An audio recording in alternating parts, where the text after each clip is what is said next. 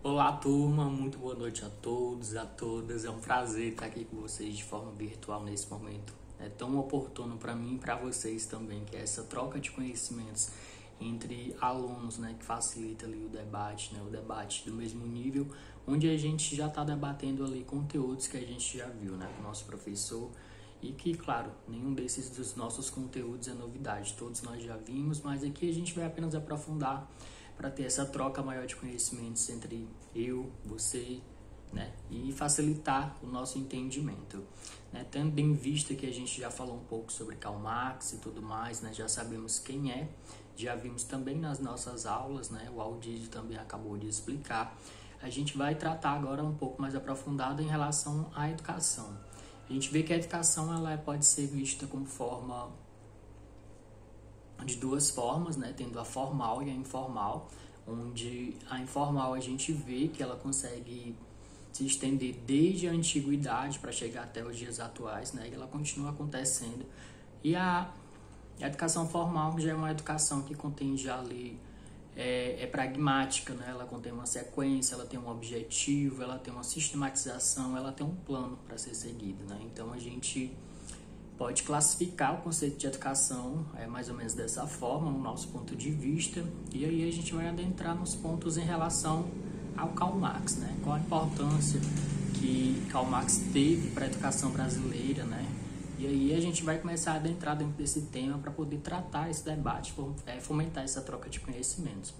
Né? Então a educação, ela parte desse pressuposto, né, que Marx acreditava que a educação ela era parte da superestrutura que a gente viu bastante nas últimas aulas, né, que está ligado ali às escolas, né, de controle, onde elas eram usadas pelas classes dominantes. E essas classes dominantes, elas por aceitar essa ideia, né, por parte da escola, essas classes dos trabalhadores, que Karl Marx denominava de proletariado, ela cria uma falsa consciência, né, que impede de perceber os interesses da sua própria classe.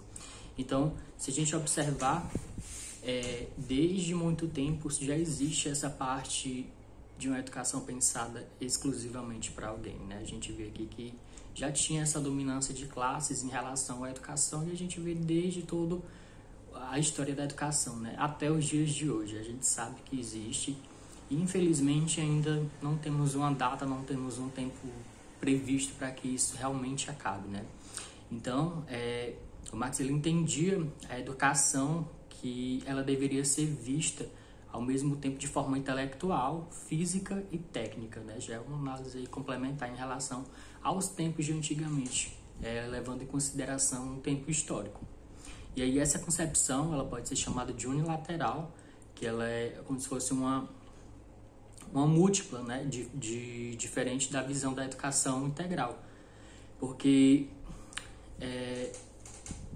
em ter uma conotação moral e afetiva, né, para Marx, ele não deveria ser trabalhada para a escola, mas por outros adultos.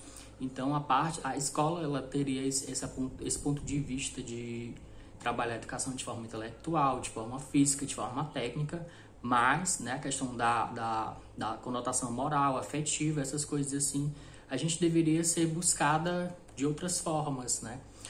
E aí eu trouxe aqui algumas das principais obras de Karl Marx, né? Temos aqui o Manifesto Comunista, talvez um dos mais conhecidos também, onde a gente já entrou em contato, né, sobre debate lá na nossa turma, na aula de fundamentos, né? E o Manifesto Comunista, ele foi lançado em 1848, né, onde é um manifesto que convoca a classe trabalhadora.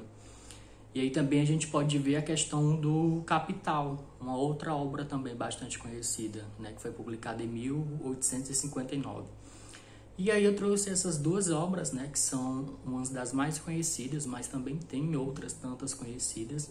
E se a gente observar, a gente consegue se deparar de várias formas, né, com as obras marxistas, né? E é importante a gente já detalhar a questão da obra marxista, né? Quando a gente trata sobre esse tema, sobre essa perspectiva, a gente entende que tem a participação de vários autores, né? Então, não exatamente o próprio Marx ele escreve o que compõe uma obra marxista, né, em relação à obra marxiana, que é justamente a própria obra, né, pelo próprio autor, no caso o próprio Marx.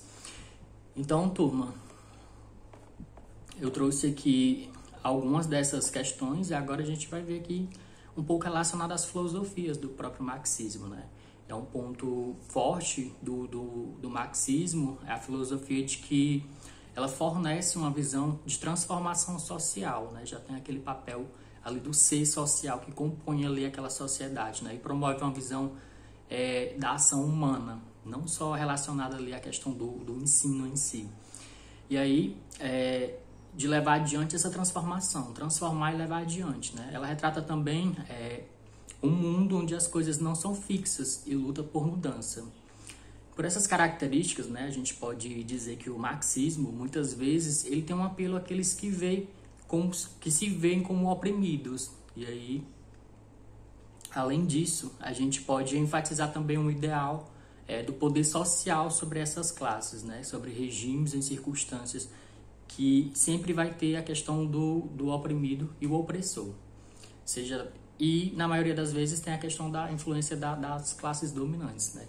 O rico oprime o pobre, e quando o pobre se torna rico, oprime outro pobre, que a gente debateu também nessas aulas. E aí, gente, no Brasil, né, a gente pode citar que as obras do Karl Marx, elas começaram a ser mais divulgadas ali, mais ou menos depois da fundação do Partido Comunista do Brasil, né, que foi a partir do ano de 1930. E aí, nessa época, a gente pode destacar o Pascoal Leme, que foi considerado marxista. Ele publica um trabalho sobre o ensino dos alunos. E aí ele começa a organizar cursos para os operários do Distrito Federal. Então, dando continuidade, o Aldizio vai estar dando continuidade ao debate entre vocês.